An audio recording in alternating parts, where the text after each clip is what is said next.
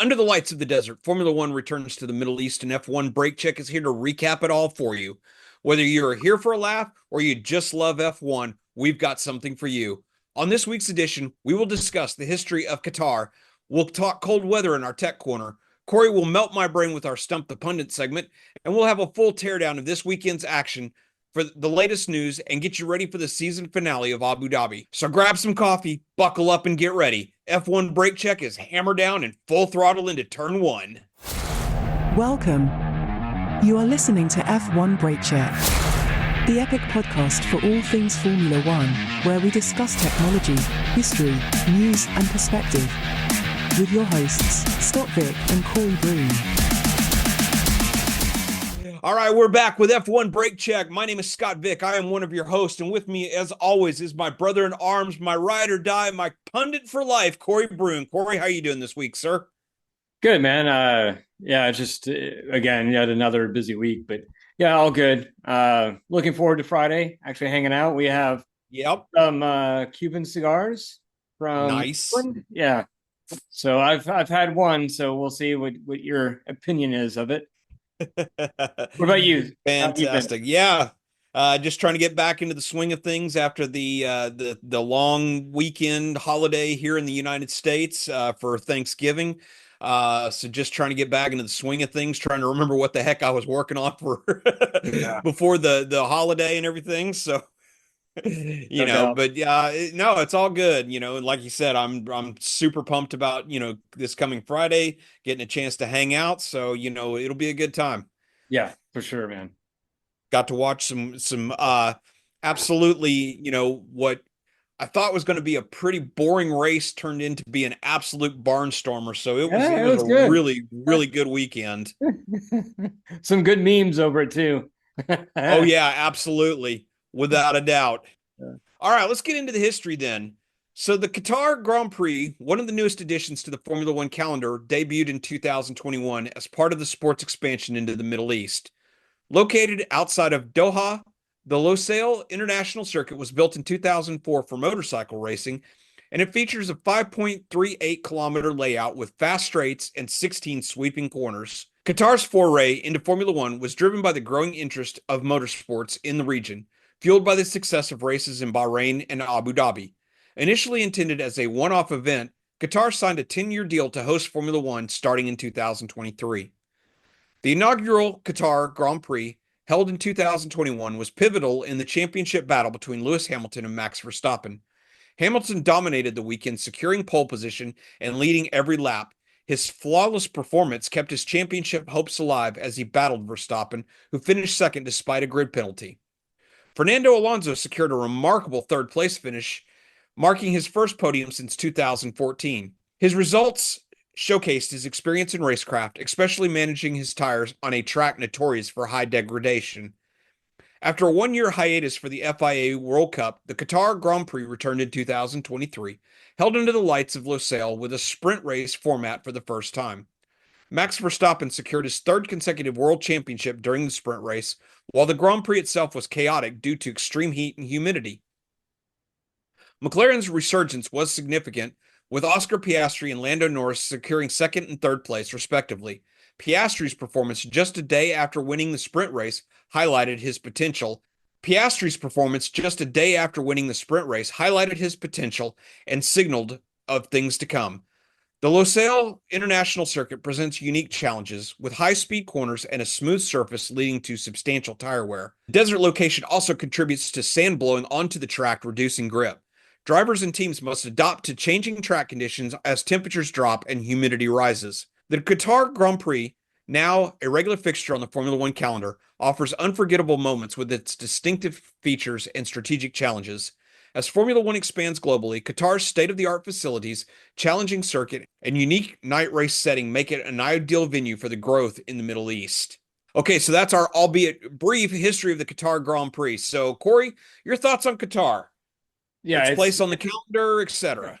No, it's a great track, man. I really enjoy it. It's it doesn't have very many opportunities for taking over passing, but it's still technical enough, and it provides for a ton of yellow and red flags.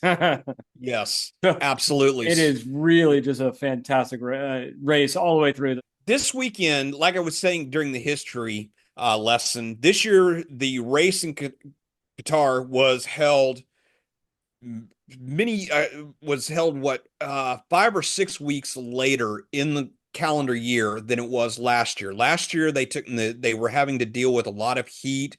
There was a lot of issues because of that with the drivers. So this year they moved the race uh, later in the season and also made it a much less travel instead of having to go from the United States to Abu Dhabi. This time they went from the United States to Qatar, and then it's only a short hop from Qatar over to Abu Dhabi in the United Arab Emirates for the final race of the season. But one of the challenges that they had was the issues with the cold weather. Much like they had to do last week in Vegas, as is wont in the desert during the later months of the year, it's still very warm during the day, but then once the sun goes down, the temperature drops dramatically and it can become quite chilly, which took and really affected the cars this week. So this week on our Tech Corner, what we're going to do is we're going to take and talk about the inverse of what hot weather does to an F1 car and how the teams deal with desert climates. We saw a bit of this last week with Las Vegas. Las Yes, Vegas absolutely. is a desert, and it's very hot during the day and not so much at night. So, why do the cars, specifically F1 cars, why do they have so many problems during the cold weather? Well, there's actually multiple problems that the cars have with, especially in cold weather, because the vast majority of the races are held in, warmer climates. I don't want to say warm because, you've got certain places like Belgium and England and stuff, which can have a much more, wet and colder per se uh, climate when the races are held, but they still tend to have a tendency to be, in a much more, for lack of a better term, comfortable range that the F1 cars are built to compete in. Now, the average F1 car is built to, to compete, in a temperature range between, 60 and 90 degrees Fahrenheit. I want to say that off the top of my head, I'd say it's probably somewhere, around, 15 degrees Celsius to 28, 29 degrees Celsius, just roughly off the top of my head. I could be completely off base there. No, that's But actually accurate. Yeah. okay, thanks. Thanks for looking that up for me. So the problem is though is multiple things. One, tires. So the tires are designed to operate in that tire range, and then once they are up to temperature during racing conditions or during qualifying, I'm basically at speed. The tires have a specific range in which they work best, in which the rubber provides maximum traction.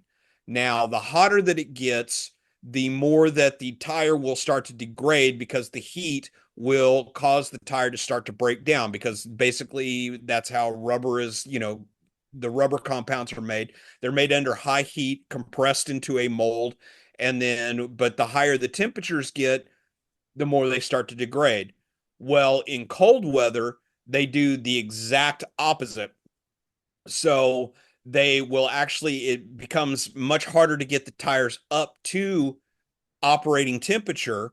And so the tires don't provide as much grip on the surface of the track, because we've talked about, when the difference between, a green track and a rubbered in track, and how the rubber will embed itself into the tarmac on the surface, and it's that rubber on rubber is what creates additional grip. But part of that additional grip also comes from the tires being in the proper operating temperature. So again, like I was saying, the cold weather takes and really affects how the tires being able to create that grip, against and also the colder rubber that's actually embedded into the track surface, that gets laid down by the cars running over the track, it is also becomes much harder on the surface of the tarmac and stuff, and so therefore it doesn't provide as much grip. And then the other issue that the cars have in the cold weather is with the power units. The power units, again, are just, they run at very high temperatures, so much so that, as famously has been pointed out a number of times, is that the startup on a Formula One power unit requires them to actually circulate oil and fuel and everything through the pumps manually before they can actually start the engine up, because the tolerances on the power unit's internal combustion engine are so tight that when they are cold, the pistons literally will not move through the cylinders. So they literally have to warm the engines up externally using the oil and fuel pumps to actually circulate fluids through the engine so that it opens it up just enough that they can fire up the engine.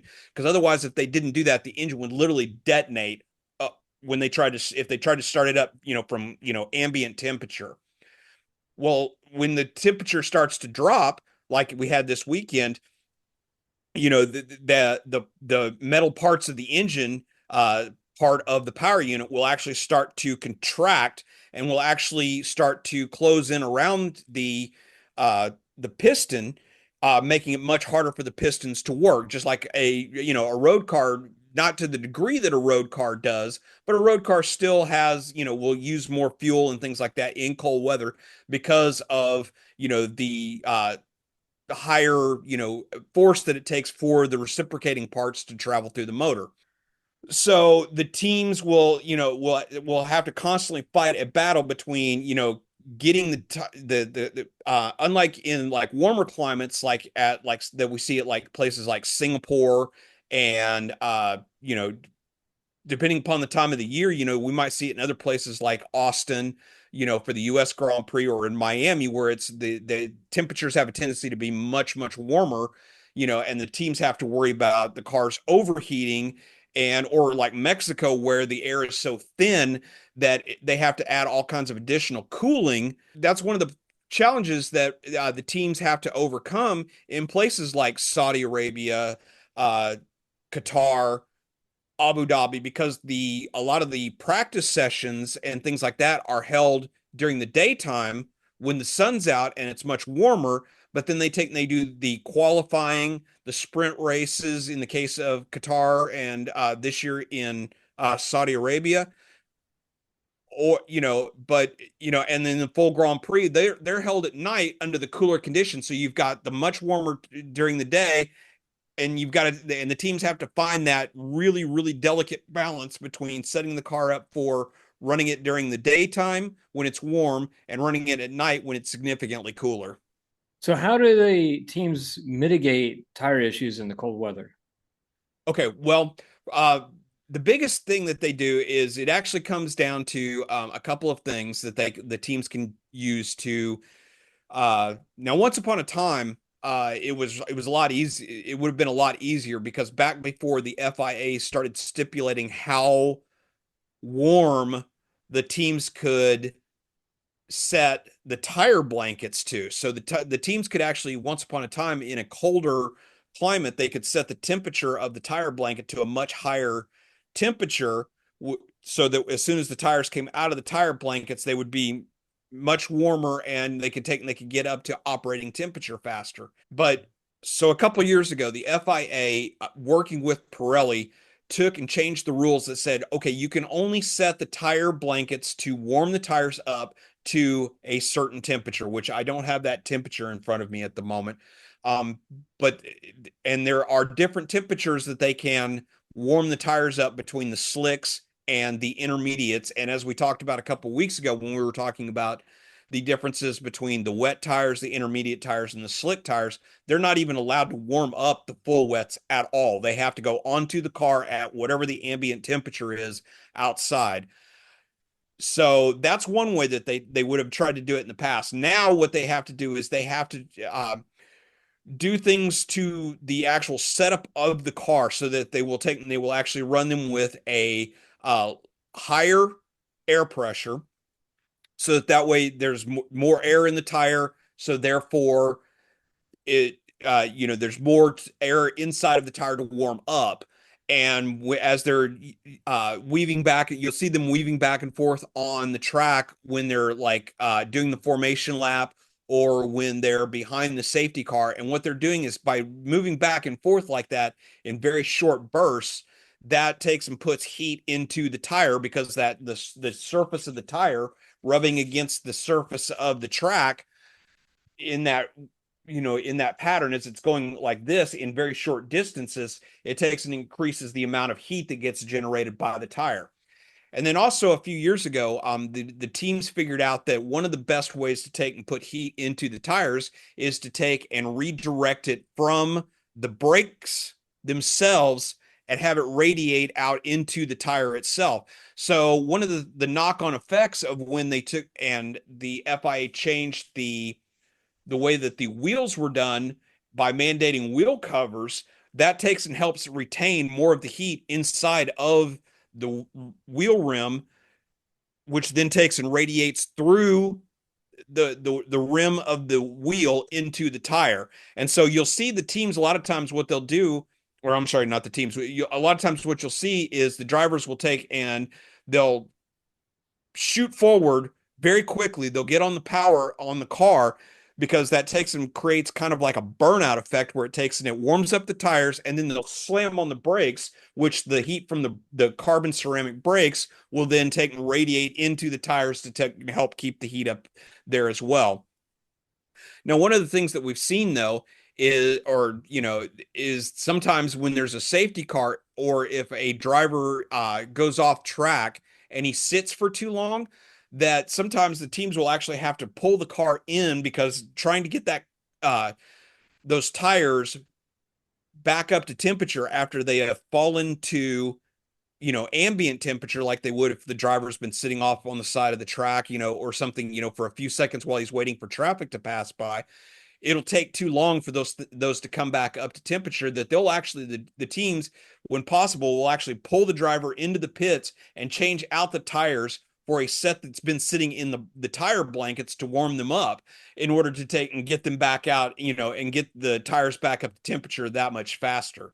So there's a lot of little things like that that the teams have to do and the drivers have to do in order to mitigate those tire issues when it's too cold outside. So knowing that about tires, what do they do? How do they mitigate the cold for the power units themselves?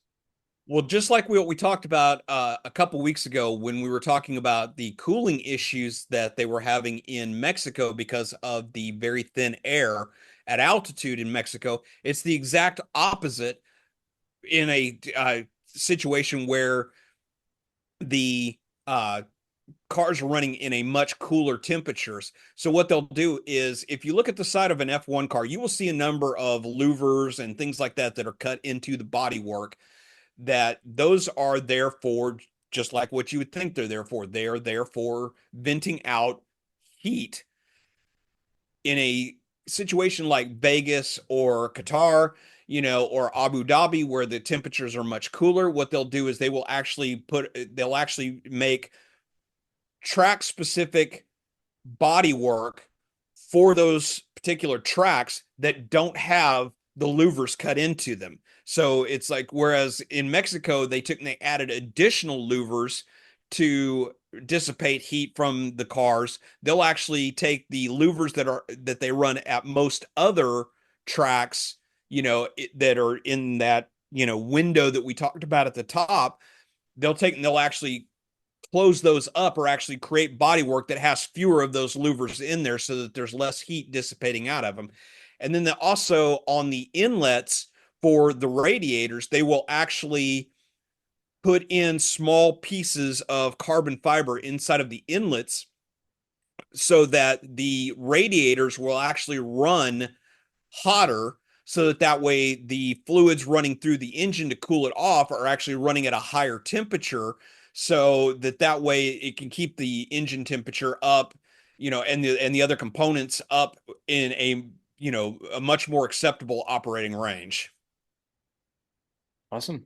I think that's it for the tech corner. All right, then. So that's our tech corner. So if you have any thoughts, if you found it interesting, if you think, if you want to tell me, Scott, you're a complete idiot and you're completely wrong because of X, Y, and Z, let us know down in the comments. We really would love to hear from you.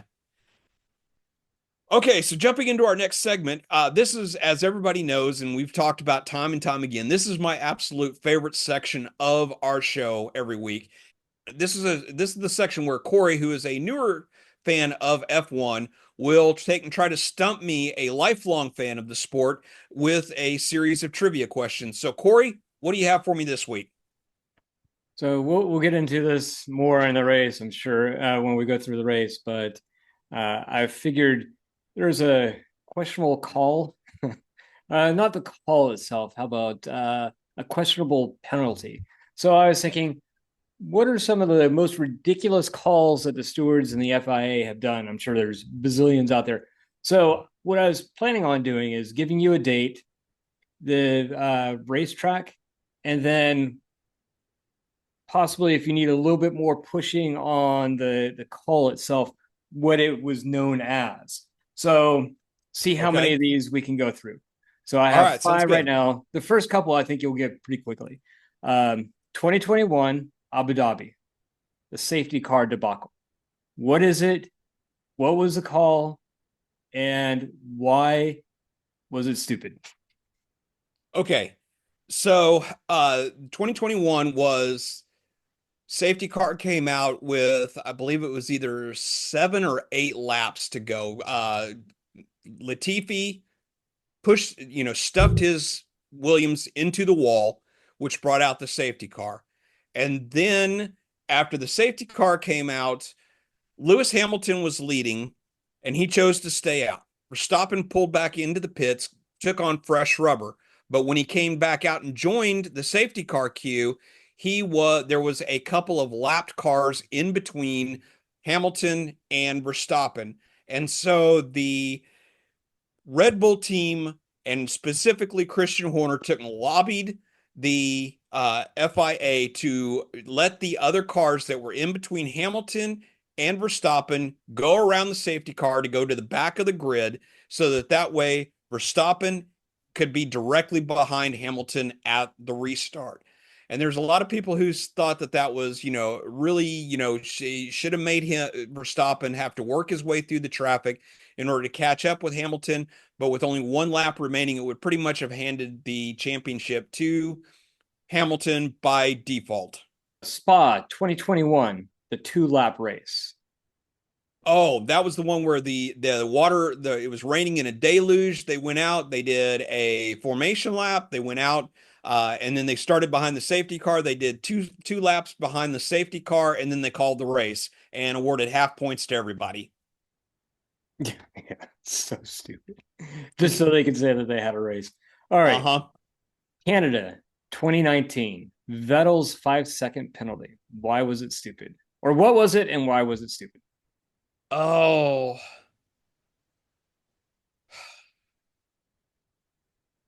that one I am drawing a complete blank on. Okay. So basically what happened was Seb was leading the race. He went off track because Lewis was pressuring him. When Seb rejoined the track, he forced Hamilton to back off, basically avoiding a collision. So basically, he was given a 5-second penalty because of the unsafe re-entry. Okay. So the reason why it's a dumb call is because it basically is just swapping positions, and really Hamilton had enough time to back off. That call was a little erratic. Yeah, I'm remembering it now, and you're right. That was a stupid call, giving him that 5-second penalty. Brazil, 2003, the podium confusion. Okay, that was the year in which it was a complete and utter crash fest. There was a number of very high-profile issues, one including Mark Webber hitting, I think, I forget who he hit, and the car actually flipped up in the air and everything. So when it was all said and done, they originally awarded I believe that they originally awarded the win to Raikkonen, if I remember correctly. That's But it right. turns out that when they went back and reviewed it, it was actually Fisichella who was actually declared the winner. Very good. And it Yeah. was one of his only race wins, and he was never able to actually successfully celebrate, if I remember correctly. Yep. That's exactly it. Yeah. Yep. And that's it. So I would say that Okay. a lot about stupid calls from the FIA and the stewards. Oh, but yes. Yeah, we'll have to actually I think what we'll do is one of these days we'll actually do an episode during the off season about silly penalties that have been handed down, and also times that teams that should have been penalized, or drivers who should have been penalized and they ended up getting away with murder. Right. Right. Awesome. All On to the right, so let's recap. get into this. Yeah, so let's get into the weekend recap because we got a lot of stuff to cover here. So, first off, we had a banger of, well, I shouldn't say banger of a sprint. The sprint was kind of subdued when you take it into the full picture of the weekend, but you had absolute dominance by McLaren, who finished 1-2. They actually started, Lando Norris took pole. Piastri qualified third, with Russell splitting them on the front row. But then sweeping into turn one, I believe it was turn one, or but Piastri takes and passes Russell and never really looks back. Russell made a few attempts at trying to get past him, but was never able to make anything stick. And then so Russell takes a very hard fought third. But I guess the biggest controversy around that was that the team told Lando finish in this order, and Lando was like, no. Piastri Piastri gave up the lead to me when the championship fight was still on, and so he pulled over at the very last corner. He slowed down significantly, let Piastri go by, and then pulled in behind him, so that McLaren still finished 1-2, but with Piastri taking the win. It's, for me at least, it's weird to see how well that McLaren is actually adhering to team orders, because you see it sometimes, especially that there's a clear number one and a clear number two. Like, again, like Bottas and Hamilton, that was very clear. Bottas did what he was told day in, day out, whatever, for the most part. But it's weird to see, in my opinion, McLaren has two number ones. So it's just weird to see that have that camaraderie still. Maybe next year that's going to change. Who knows? But for right now, at least it's entertaining to see it. Because I don't see those team orders being carried out very often from two number ones, right? Two people that are wanting the win. Yeah. But I thought that it was very. I thought that it showed a lot of character from Lando, definitely. because he was like, no, he did it for me early in the year, so I am returning the favor. Exactly. He pulled over when he was clearly faster than me. He still pulled over and let me through, to take the win, because it had championship implications. But at the same time, and then, in Hungary, when Lando was clearly leading, but because team orders and everything, they told him, you need to let Piastri by and let him take the win. And Piastri even said it was kind of a hollow win. And we talked about it back then, but yes, I think it just shows the character of Lando, and it shows the character of Piastri in the fact that, yes, they are two clear number ones at McLaren right now, but they still, but even being young drivers, they still have the foresight to know that the team comes above everything else, and making sure that they at least ways for right now. Like you said, next year could be total chaos. We could wind up with another Hamilton Rosberg situation next year, when they're battling it out for the championship. But right now, they are showing a lot of mutual respect towards each other, and I think it's really great for McLaren, and I think it's really great for the sport. Yeah, I agree. Yeah. Yeah.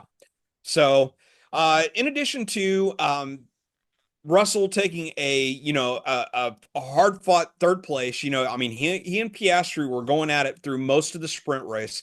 Hamilton takes a pretty solid sixth place, even after tussling with Leclerc at the very end, which took when Hamilton was running in fifth, and Leclerc got him very, very late in the race. But it was really a solid drive from Hamilton during the sprint race. Yeah, Hamilton just he had problems pretty much all weekend. Like you said, it was a solid sixth, but it's a far cry from where Russell was. And Oh yeah. again, it was a far cry from where he typically would see himself. So Hamilton's just biding his time at this point. He has one more race with Mercedes, and this last race, which we'll get into in the recap, was just he was upset throughout the entire race, pretty much. Mm-hmm. Yep. So, in addition to that, though, Ferrari once again looked really, really strong with Sainz taking a really, really strong fourth place. At times, he was actually looked like he might have been able to take, with a couple more laps, he might have been able to take mount a challenge on Russell for that last step on the podium. And then Leclerc looked really, really, really sharp. And like I said, he had that late race tussle with Hamilton. But they raced each other clean. They raced hard. And in the end, Leclerc ends up getting the better end of that deal. Yeah, I was hoping a little bit better result for Ferrari because I have a vested interest in the championship at this point. Yes. But yeah, I mean, but they did look very, very, very, very good this weekend. Yeah, definitely. So, but on the with that, having been said though, in the so Max Verstappen though had the opposite of looking really strong, at least ways in the sprint race. We'll talk about the race itself here in a minute. But he didn't have a great qualifying. He qualifies sixth, and then in the race he takes and he slips back and ends up finishing eighth and gathers that one last all crucial point in the sprint race.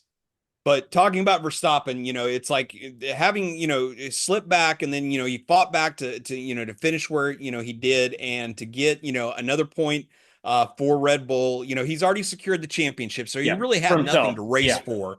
Right. But it still shows the fight that he still has in and again, because Verstappen, he wants to win the drivers championship for himself, but at the same time he also wants to take and do everything that he can to take and try to help Red Bull in the constructors championship, and in a race where he literally had nothing to lose after he slipped back from his initial starting spot. He could have just pounded around the circuit and just come back home, in ninth or 10th place. But he fought back to finish eighth to get an all important 1 point for Red Bull for the week, for the sprint race. Right. Yeah, Verstappen, it's fortunate that he wrapped everything up. Because the sprint race just did not do him any favors. And then the last thing that I wanted to talk about real quick, though, is that we have been, the last couple of weeks, we have been talking about the resurgence of Alpine and how they seem to have turned a corner. And in the race, Pierre Gasly, who, even by his own account, didn't have a great qualifying. He still manages to come home. He qualified eighth, but ended up coming, in ninth place during the sprint race, just right outside the points. Yeah. But he was only a couple seconds behind Verstappen, and they were, at times, looked like they were going to have, a real, battle royale. So I was really quite impressed by Gasly's performance during the sprint race. Yeah. Yeah, Gasly's been really looking ever since Alpine's last upgrades. He's been looking really, really competitive. He's looking really, really racy. Yes, yeah, absolutely. All right, so let's get into the race itself, though. So Verstappen, like we said, didn't have a great sprint, and because once he had slipped back, he could have very easily have given up, on the day. But he fought back, got that all important point, and then we comes time to take and do qualifying for the Grand Prix itself, and he just set the field on fire. Ends up taking pole position, uh and then ends up just absolutely dominating the race, even after receiving a one place grid penalty for quote unquote driving too Yeah, slowly on right. the track, which that's what I want to get into is the whole thing. We were talking about dumb penalties. This to me was the ultimate. Well, Yeah, this was one of the dumber yeah, penalties that was right. handled out this weekend, was the fact that they gave him a one place grid penalty to take and give the pole position to George Russell, who qualified second initially. And but Verstappen, but I like the fact that Verstappen basically gave the FIA the finger, Yeah, they or I'm did. sorry, gave Formula One the finger and said, okay, fine, you relegate me to two, I'm going to sweep around Russell in turn one, and I'm never going to look back, which is exactly what happened. Yeah, exactly. Yeah, it was really funny to watch. Just, I mean, it was the very first corner, and he took him. And not only Yeah. that, but he had to defend off Lando at the time.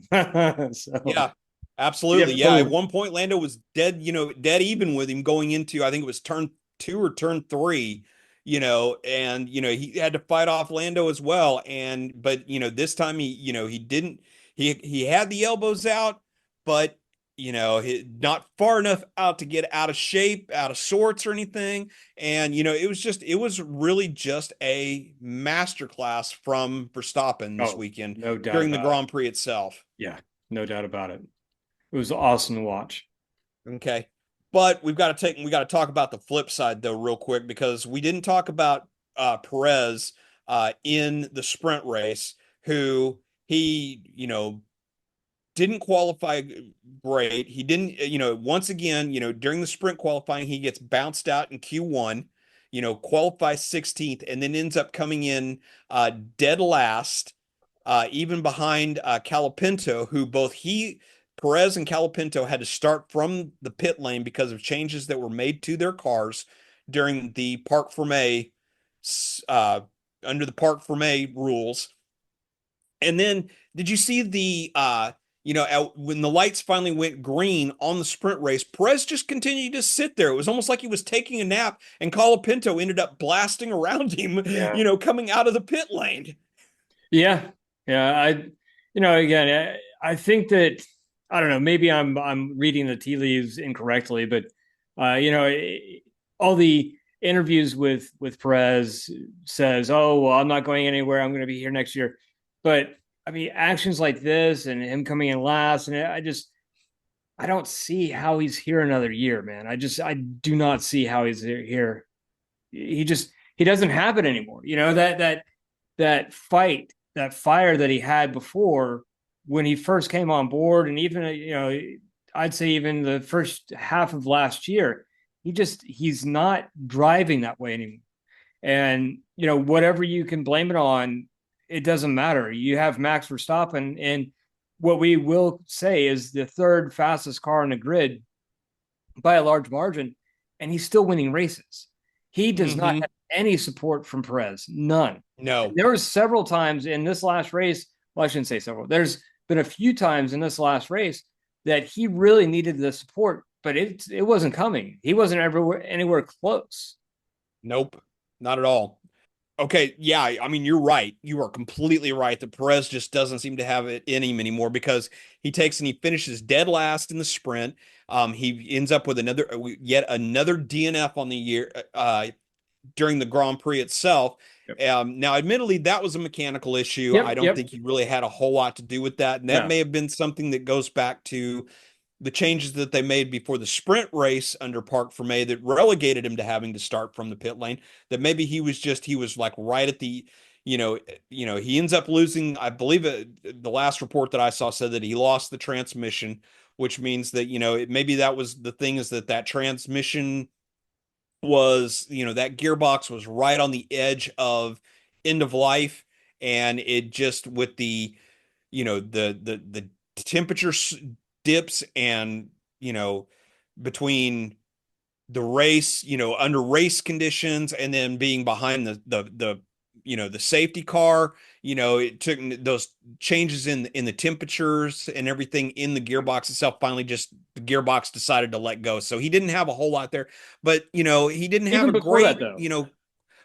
yeah, exactly. It's like he had a good qualifying for the Grand Prix itself. He qualified, seventh. No, I'm sorry, ninth, for the Grand Prix. He did make it into Q3 for the Grand Prix itself, but, he slipped way back during the early parts of the race itself. He was already running, well back in the pack when the gearbox finally let go, and, he ends up, DNFing again, for so it was just really, it was a horrible weekend for Perez. And I'm like there are reports already that are saying that Perez is out at the Yeah. end of this year. Their Helmut Marko has said that we're going to have a very serious conversation, which, when Helmut Marko says that, it usually means your days are done, son. Yeah. and Christian Horner was actually quoted today by a couple different sources as saying that, he will know what, he's been around the sport long enough. He knows what's coming, which basically to me tells him that, yeah, it's either you're going to announce that you're stepping down or you're getting pushed out. One of the two is happening. So it's like, basically, to me, it almost felt like he's sending a coded message to Checo to say, you either step down, if why don't you need to step down and save face, by saying I'm stepping back for whatever reasons, as Yeah. opposed to us saying, us showing you the door and giving you the pink slip. Right. Yeah. You have one or two options: save face, or get fired. Mm-hmm. You get sacked. Or we're Either going to way, give I you the mean, boot. it has to happen. Unless Red Bull's willing to lose yet another constructors championship next year, it has to happen. He has to go. I agree. I agree completely. And I hate to see it, but I completely agree. Okay, so let's get on to McLaren then real quick, because we need to talk about, first of all, like we were talked about a minute ago, during the start of the race, Lando gets a fantastic start. He starts third on the grid, and he jumps forward. Um, and at one point, through the first couple corners, he's challenging Max. He was challenging Max, lap after lap. He was basically hounding him. And then the first yellow flag comes out on the front straightaway when Alex Albon loses one of the side mirrors off of his car, and it's sitting out in the middle of the track on the front straightaway. So, and then during that yellow flag period, because the marshals can't go out there to retrieve that side mirror, which is sitting in the middle of the track. So during the yellow, in that local yellow in that area, Lando doesn't slow down enough, and Max being I don't know. Well, I'm going to pose that question here in just a second, but Lando doesn't slow down enough. I guess technically he was supposed to He didn't slow lift. down at all. Yeah, He he didn't didn't lift slow at down at all. all, and he was supposed to slow down. Basically, he was supposed to lift in that area, and because he didn't, and he gained ground on Max, going into turn one, Max basically complained to the team, and the team went back and complained to the race director, and the race director then took and gave Lando a 10-second drive-through penalty, which means that he had to drive through the pit lane, stop in his pit box for 10 seconds, and then rejoin the race. Right. Which in essence is over 30 seconds worth of impact to your race. Exactly. Yeah. Exactly. So when Lando takes and rejoins the race from the pit lane after, doing the drive through, he is literally in dead last of the cars that are still running, because at this point we've already lost 3 or 4 cars, through different incidents. And we lost because, which we'll get into in just a few minutes. But Lando then takes and he fights back to go from 15th place in dead last to 10th to secure 1 point for the constructors championship. And because he was on such a tear, he set and then reset fastest lap multiple times, working his way through traffic in order to get himself back up to 10th place. Yeah. Yeah. I mean, and it was a fight. He drove a fantastic race to get 10th and got fastest lap, as you said. So got the 2 points to keep Ferrari a little bit further away. Okay. So Lando clearly broke the rules. He did not slow down under the double yellow, but Verstappen whining to the team about Lando not slowing down, does that make Verstappen a bitch? What do you mean?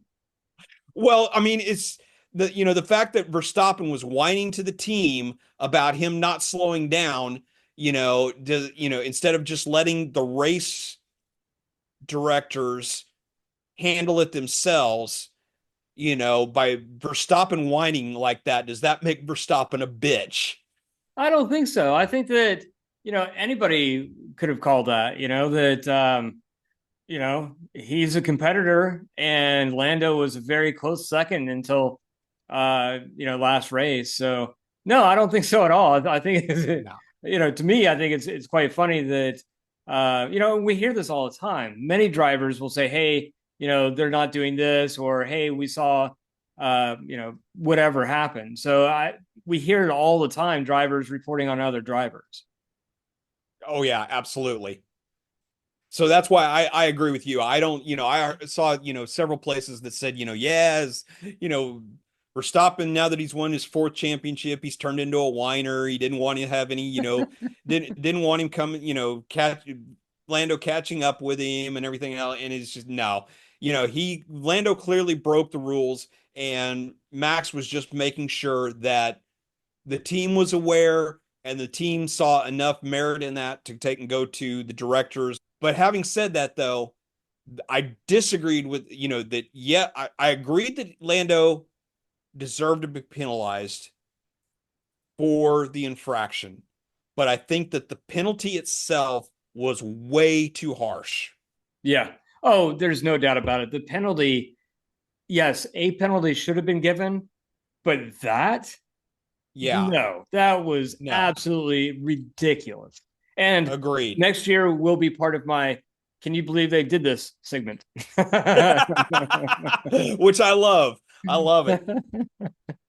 But yeah, so it was just, I mean, I think that they should have given him maybe a 5-second penalty, but maybe even a 10-second penalty, but doing a 10-second drive-through penalty, way too much. Stop and go was stupid. Yes, agreed. So, but Piastri took and take some benefits from the penalty to Norris. He inherits second place from Lando, and then later on, he gets passed by a charging Charles Leclerc, but he still winds up third on the podium, so gets another 15 crucial points for McLaren. But on the flip side, you had Ferrari, who once again looked really strong. Even though Carlos Sainz had some issues during the race itself, he fought back, came home in 6th place, and then Charles Leclerc, drove just an absolutely, brilliant race, in my opinion, to get, 2nd place,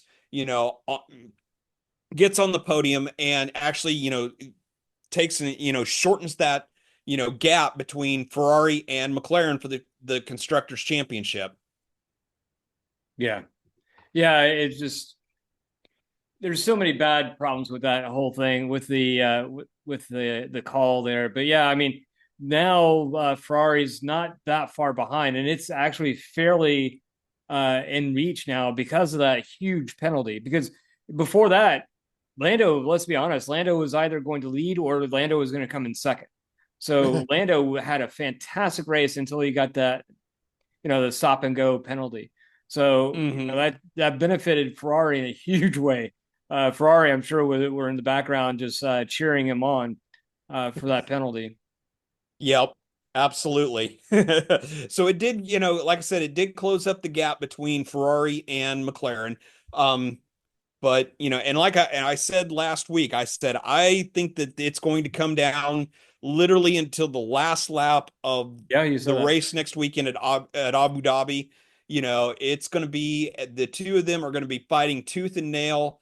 But with the gap closing up, though, do you think it's going to be enough? Or is it too little too late? Yeah, at this point they're behind just over 20 points. I mean, like what we were talking about last week, it would have to be an absolute miracle. Well, another stop and go penalty Yes. or a DNF or something like that where they're outside of the points. Other than that, they're just mathematically, I just don't see how that Ferrari takes them at this point. No. They definitely, I mean, but it's still possible. So It is we'll possible, yeah. see. Yeah, so we'll see. Hamilton also takes and receives not one, but two different penalties for this weekend. One for jumping the start, which is very uncharacteristic for Yeah. Hamilton.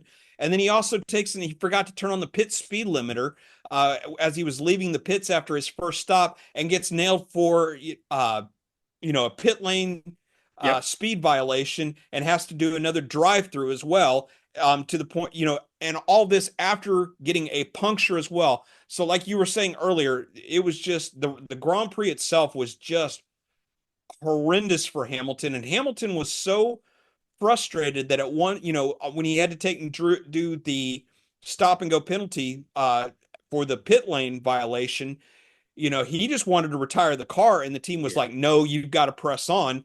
Which there is a reason behind that because if he hadn't pressed on, then if he had just retired the car, then that penalty would have carried over to next week at Abu Dhabi. Right. So the team was smart by making him go back out, but Hamilton was obviously very frustrated. It was a very, very tough weekend for him. Yeah, yeah. You could sense the frustration in him, the wanting to retire the car, and yeah, I just he's definitely fed up at this point. Yep. So real quick, let's take and talk about the safety cars. We've already kind of, talked about a little bit about this, the restarts and things like that, but about the safety car.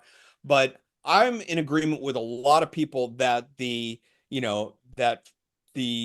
race stewards really screwed up. And why did they wait after the mirror came off of Albon's car and was laying in the middle of the track? We had, multiple cars hit it and take damage.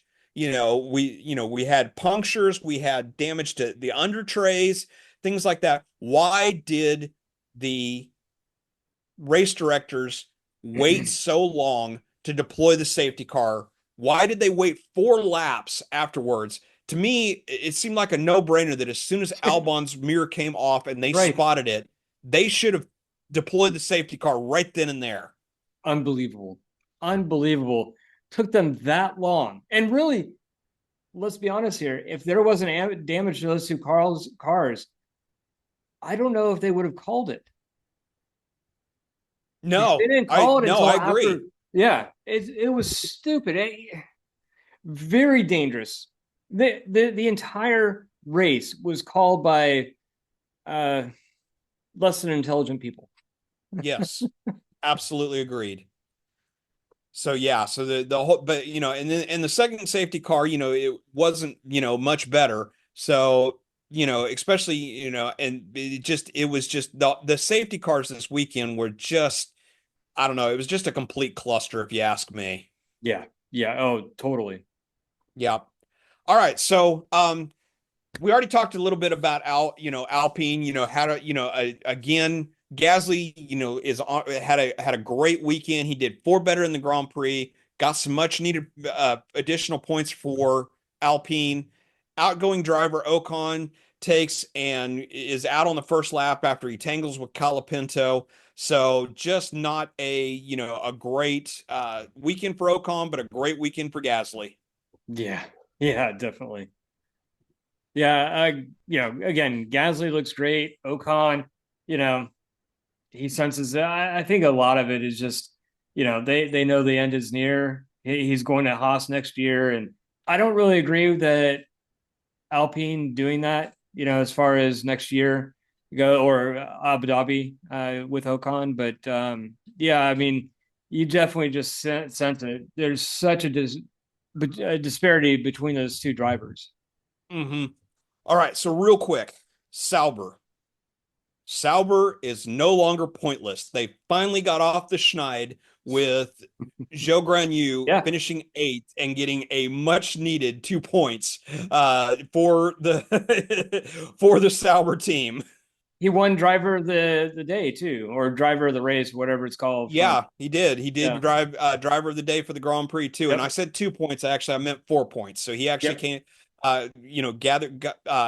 took and got very much needed 4 points. And poor Valtteri Bottas, you got to feel for him that, at what, he was running in the points, but the fact that Lando was not going to be denied at least getting some points, after the horrible penalty, and poor Valtteri Bottas was, the recipient of that, bad luck, and yeah. ends up finishing 11th and just right outside the Oh point. So he's yeah, still one of the only drivers not right. to have any points for the season.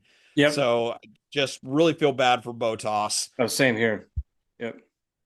Okay. And so, Red Bull had or I'm sorry, Racing Bulls had an awful weekend. We're just going to leave it at that.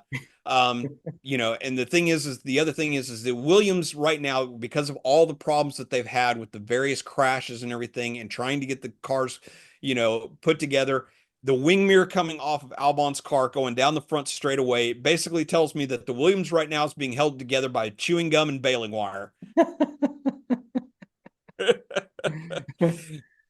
I don't disagree Okay. with that. Yeah.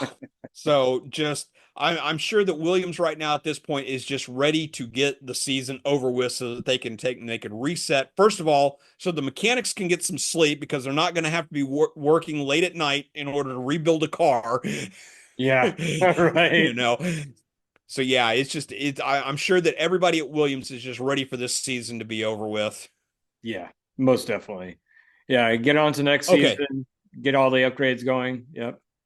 Yep, absolutely. Okay, so real quick on the news, two things. First of all, we got the news on Monday that Ocon is out. He has been released from his contract with Alpine, so that he, and that they're going to slot Doohan into his spot, ahead of him being the full-time driver for Alpine next season. So, your thoughts on Ocon getting the boot? Yeah, I really, really dislike that they did that. It definitely wasn't a mutual thing because Ocon had his last race helmet ready. So this Mm-hmm. was definitely not something that Ocon was planning for. So I, Nope. I really, I think that overall they did him really, really horribly. Not only from the aspect of letting him go because the letting Ocon go was really done out of haste and out of just pure emotion. And now they're doing this. I really dislike how they did this, how they went about it. Yeah, no, totally agree. But at the same time, I mean, this will give Ocon the chance to embed himself with Haas. Yeah. Because they've already said that he's going to be there in the Haas garage. He's going to start learning the ins and outs of Haas ahead of next season. Plus, it's also going to give him the opportunity that now he can actually, because the way the drivers' contracts are structured, is they're actually under contract, even though the last race is this coming weekend. They're still under contract until the very last race, until January 31st, or I'm sorry, not January. They're still under contract until midnight on December 31st. So, this will allow Ocon also to, if he so chooses, and the team is able to get his seat fitted in time, this will also give Ocon the ability to drive during the post season test at Abu Dhabi on Monday. So this, I don't know. I think it was kind of a mutual thing that Ocon, may have actually asked for this and said, hey, can you just go ahead and let me out of my contract so that I can just move on to, and start my new chapter at Haas. Yeah, I don't know, man. I hope that that's the case. I just, if a guy has a helmet dedicated to the last race of his career in, as part of that team, I have a hard time believing that was just, oh yeah, let's go ahead and part ways. But maybe you're right. Yeah. Okay, so the other thing too is we've already talked about Perez and the very, very, very strong probability that he is out next year at Red Bull. We also got the news this week, and we got two bits of news that really kind of it helps me think, to think that Perez is out and that Yuki is basically getting a audition this weekend, and he very well may have finally be getting his shot at the senior team, in the fact that one, his team manager at Racing Bulls gave him the vote of confidence, saying that he has done everything that he needs to do, just like what you and I have been saying over the last few, at least the 2/3 of the season. We've been saying that Yuki has done everything he needed to do this year in order to make a case for that second seat as Max's teammate. And in addition, Red Bull have confirmed that he is going to get a chance to test the Red Bull at Abu Dhabi at the postseason test this year. I think that's fantastic. It's really the thing that needed to happen. With as much improvement and his speed and everything, I think that to pass him over would just have been just a horrible decision. So I'm really, really happy for this. Yep.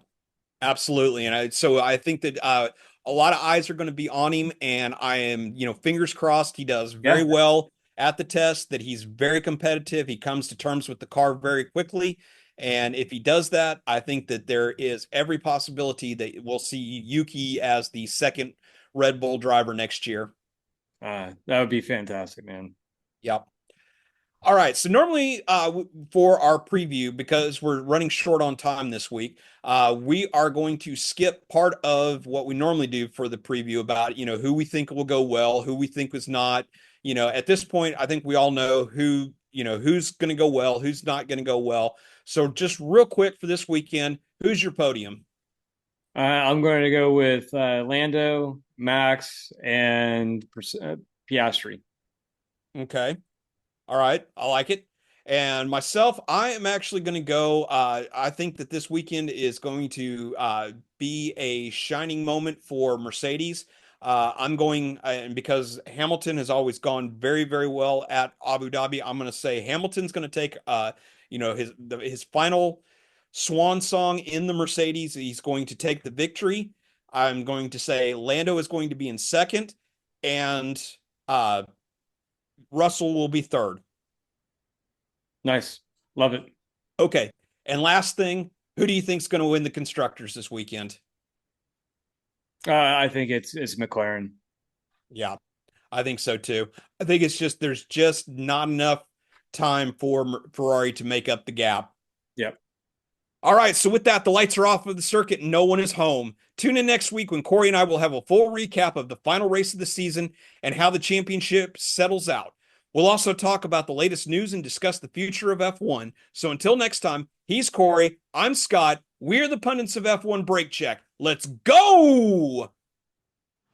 Thank you for listening to F1 Brake Check. If you have enjoyed what you heard, don't miss a single episode by hitting that subscribe button in your favorite podcatcher, or you can watch the video version on YouTube. Help us grow by sharing us with your friends and fellow F1 fans. You can contact us on Facebook, Instagram, Threads, TikTok and X at F1 Brake Check. Our website is f1brakecheck.com, where you will find links to all our content. We value your passion and your feedback, so please take a moment to review our podcast. Your reviews help us grow and improve, and it means the world to us. Share your thoughts, rate us, and let us know how we can make the show experience even better. F1 Brake Check is a production of Brake Check Media. For your hosts Scott Vick and Corey Broom, Until next time, keep yourself inside track limits and try not to pitch it in the kitty litter.